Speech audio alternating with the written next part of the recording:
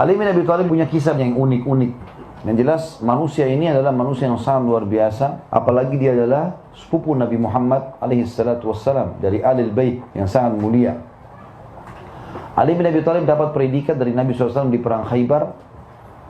Orang yang mencintai Allah dan Rasulnya, dan Allah dan Rasulnya juga mencintainya. Pernah satu waktu Bapak Ibu sekalian, Ali bin Abi Thalib ini, dia pulang ke rumahnya. Kemudian dia bilang sama Fatimah, istrinya radhiyallahu anha Al-Batul, anak kesayangan Nabi SAW, "Wahai Fatimah, ada makanan enggak?" Kata Fatimah, "Enggak ada makanan." "Baik, ada uang hari ini yang bisa kita belanjakan makanan?" Kata Fatimah, "Ada 2 dirham." Kata Ali, "Baiklah, berikan kepada saya berikan makanan. Minimal Hasan Husain bisa makan." Radhiyallahu anhu ajma'in. Ringkas cerita, Ali bin Abi Thalib pun bawa 2 dirham tadi, keluar pergi ke pasar, niat mau beli makanan. Waktu dia lewat, ada satu orang fakir miskin di pinggir jalan. Lagi bilang begini, "Wahai ayahnya Hasan." Orang Arab biasa panggil begitu, dan ini sunnah ya. Ali bin Abi Thalib radhiyallahu anhu anaknya Hasan yang paling tua, maka dipanggil Abu Hasan. "Wahai ayahnya Hasan, Abu Hasan." Ali pun radhiyallahu anhu berhenti. "Iya, sudah salaman, ini orang miskin, penduduk Madinah. Saya demi Allah sudah 3 hari belum makan. Bantulah saya." Kata Ali radhiyallahu anhu, "Saya pun berpikir, orang ini sudah 3 hari nggak makan. Saya baru hari ini belum makan. Kalau uang 2 dirham ini dibagi 2, maka keluarganya juga tidak cukup, ini juga tidak cukup. Orang ini punya anak banyak, orang miskin ini." Maka dia pun kasih, "Ini 2 dirham, silahkan ambil." Padahal dia tahu nggak ada duit lagi nih. Pada hari itu tidak ada makanan pun. Dia pulang ke rumahnya. Fatimah tanya radhiyallahu anha, "Mana makanan hai Ali?" Kisahnya begini, hai Fatimah. Fatimah pun menangis radhiyallahu anha. Bagaimana bisa? Minimal Hasan dan Husain makan, kok kasih orang ini? Dari mana kita bisa dapat makanan sekarang? Kata Ali, "Sabarlah, coba saya ke rumah ayahmu Rasulullah SAW, mungkin beliau punya makanan." Maka Fatimah pun sabar radhiyallahu anha. Ali pun keluar dari rumah beliau menuju ke rumah Nabi SAW. Dekat sekali jaraknya ya. Subhanallah, di tengah jalan, ini lihat bagaimana keikhlasan seseorang dan keyakinan Ali, tidak mungkin Allah membuat kelaparan kalau sudah sedekah di jalan Allah. Ambil pelajaran dari situ Bapak Ibu sekalian. Lewat satu orang Ansar, orang asli Madinah, dia bawa unta. Untanya unta betina, besar, berwarna merah. Ini unta yang paling mahal. Dia pegang untanya, lewat, salaman sama Ali. "Assalamualaikum, hai Abu Hasan, apa kabar? Baik." Kata orang ini tiba-tiba, tanpa sebab, "Hai ayahnya Hasan, saya punya unta yang bagus, mau beli nggak?" Kata Ali, "Mau, tapi nggak ada duit." Kata dia, "Nggak apa-apa, beli saja, nanti baru kamu bayar." Kata Ali, "Berapa harganya?" Kebetulan unta seperti itu Bapak Ibu sekalian, kalau dijual 40 dirham, laku langsung. Di sini dia bilang 20 dirham saja, setengah harga pasar. Kata Ali, "Baiklah, saya beli. Tapi sepakat ya, saya bayar kapan ada duit." Iya. Pergilah orang itu, Ali bawa unta itu. Tetap mau ke rumah Nabi SAW, karena unta ini masih utang. Baru jalan berapa langkah, orang yang punya unta pertama masih belum hilang bayangannya. Ada orang lewat, orang Ansar juga, asli Madinah juga, kenal pemilik unta ini. Lihat bagaimana Allah mengatur cerita ini, hidup ini gampang sekali. Ketemu sama orang ini, "Assalamualaikum, hai Hasan, apa kabar? Baik. Untamu bagus ya, mau jual nggak?" "Mau." "Berapa kamu mau jual?" Kata Ali, 40 dirham. Karena harga pasaran 40 dirham. Subhanallah, orang itu nggak nawar, nggak apa. Langsung kasih 40 dirham, ini cash.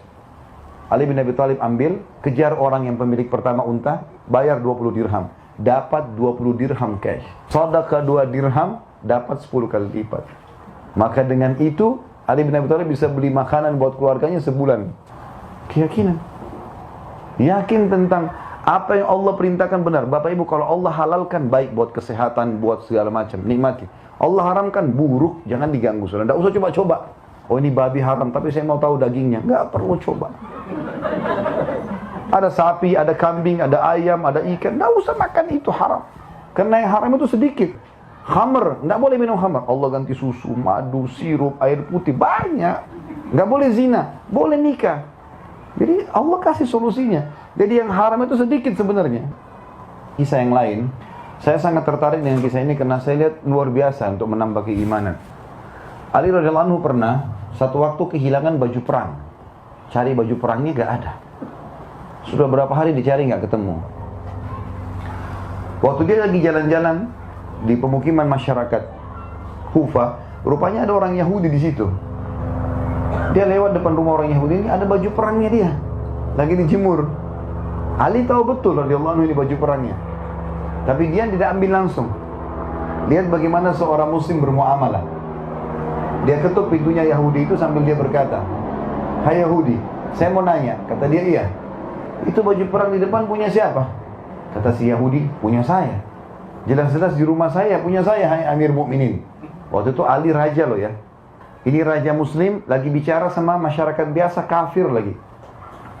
Maka kata Ali, "Tapi itu baju perang saya. Buktinya 1, 2, 3, 4, 5. Ada tanda sini, ada tanda sana." Kata dia, "Amir Mukminin, sudah saya jawab. Baju perang ini di rumah saya, berarti punya saya."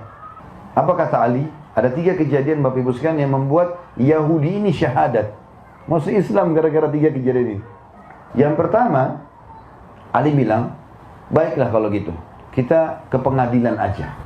Padahal Ali itu tuh raja. Dia bisa rampas saja selesai. Tapi Islam tidak mengajarkan itu. Kata Yahudi ini, "Saya heran, rajanya muslim ini ngajak saya ke pengadilan. Saya ini masyarakat biasa. Bahkan selama ini belum pernah bicara sama Ali." Dan di tengah jalan lagi menuju ke pengadilan, dia bilang, "Ali bin Abi Thalib berbicara dengan saya, tanya tentang istri, anak. Nggak ada rasa benci atau apa, nggak. Ya sudah, nanti pengadilan yang putusin."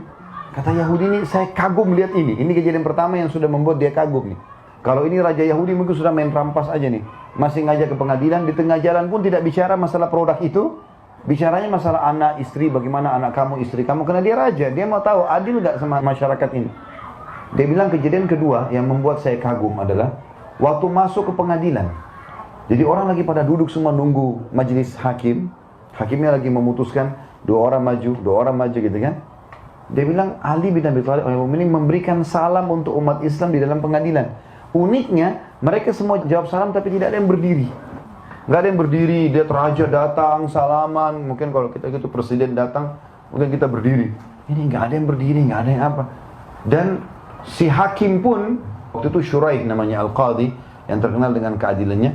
Dia mengatakan, "Silakan wahai Amir Mukminin." Tahu maksudnya silakan apa? Silakan antri ke belakang. Kata si Yahudi ini raja mereka. Salam tidak ada yang berdiri, sambut dia apa biasa saja. Bahkan hakim yang digaji dan ditunjuk oleh Ali suruh silakan Amir Mukminin, suruh antri di belakang. Tanda tanya ini, kok bisa begini? Dan Ali bin Abi Thalib tidak marah sama sekali, antri sampai tiba giliran. Yang ketiga yang buat dia masuk Islam ini yang luar biasa. Waktu tiba giliran, kata Yahudi ini, maka hakim Shuraih tanya, "Amir Mukminin, ada apa? Anda datang ke sini." Kata Ali, "Saya kehilangan baju perang berapa hari yang lalu. Tadi pagi saya jalan-jalan ke pemukiman masyarakat Kufah, saya temukan ini baju perang yang dipegang sama orang ini di rumah dia. Dan saya yakin itu baju perang saya. Ada tandanya 1, 2, 3, 4, 5. Si hakim muslim ini, bayangkan ya, ini orang muslim itu bermuamalah sama Tuhannya, bukan sama orang di depannya.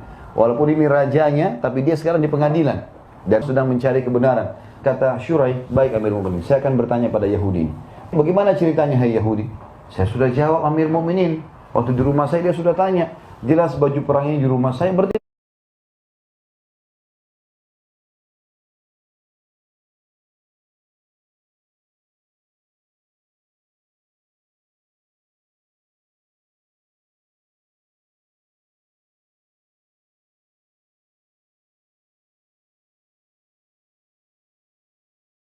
punya saya."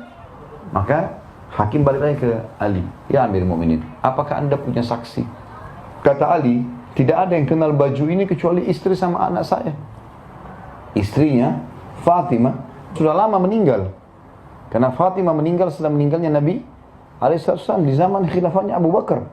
Ada istri Ali juga pada saat itu, tapi tidak begitu mengenal baju perang ini. Dan ada Hasan dan Husain. Kata hakimnya, "Ya Amir Mukminin, Anda tahu dalam Islam, dalam hukum agama kita, tidak boleh anak menjadi saksi buat orang tua. Dan tidak boleh orang tua jadi saksi buat anak. Kenapa sih saling bela? Berarti kesaksian Hasan Husain sudah tertutup. Ada yang lain?" Kata Ali, "Tidak ada." Kata si Yahudi ini sebab dia masuk Islam. Dia bilang apa? "Saya kaget tiba-tiba hakimnya berkata, 'Ya Amir Mukminin, kalau begitu saya putuskan baju perang ini punya Yahudi.'" Dan lebih unik lagi, Ali bilang apa? "Baiklah kalau begitu." Sudah selesai. Kata si Yahudi, saya terperanjat melihat itu. Maka Shuraih pun baca kafaratul majlis. Dia turun dari mejanya, mau keluar. Jalan santai sama Ali, ngobrol berdua. Maka waktu jalan berdua ngobrol, Ali seperti tidak ada apa-apa. Sudahlah, bukan hak saya, bukan rezeki saya. Lalu kata si Yahudi ini, sebentar Amir Mukminin, sebentar hai Syuraih, hai hakim gitu. Apakah pengadilan sudah selesai? Kata mereka berdua, iya. Sebagaimana kau sudah lihat. Kata Ali, walaupun saya yakin itu baju perang saya, ada buktinya, tapi saya tidak punya saksi. Dan agama kami mengajarkan itu. Kata si Yahudi, hai hakim, betulkah sudah selesai? Kata dia, iya. Dan saya sudah putuskan itu baju perang kamu. Lalu kemudian Yahudi itu tiba-tiba mengatakan, wahai Amir Mu'minin, wahai hakim, asyhadu an la ilaha illallah wa anna Muhammad Rasulullah. Dia tahu cara masuk Islam. Kata Ali, kenapa kau masuk Islam? Dia bilang, demi Allah wahai Amir Mu'minin, ini baju perang anda. Saya curi berapa hari lalu memang. Baru ngaku dia. Dan saya masuk Islam justru karena keadilan agama kalian. Saya tanya Bapak Ibu sekalian, coba pikir secara akal. Apa yang membuat Ali bin Abi Thalib mau mengetuk rumah Yahudi, tidak langsung ambil, padahal dia yakin, dan Ali tidak pernah bohong orangnya. Kenapa dia masih ajak ngobrol si Yahudi? Kenapa masih mengajak ke pengadilan? Kenapa masih mau menerima antri? Kenapa masih mau menerima keputusan Syuraih, hakim tadi? Semua itu karena keyakinannya, bahwasanya keadilan dan kebenaran ada dalam agama Allah. Dan gara-gara itu orang lain masuk Islam.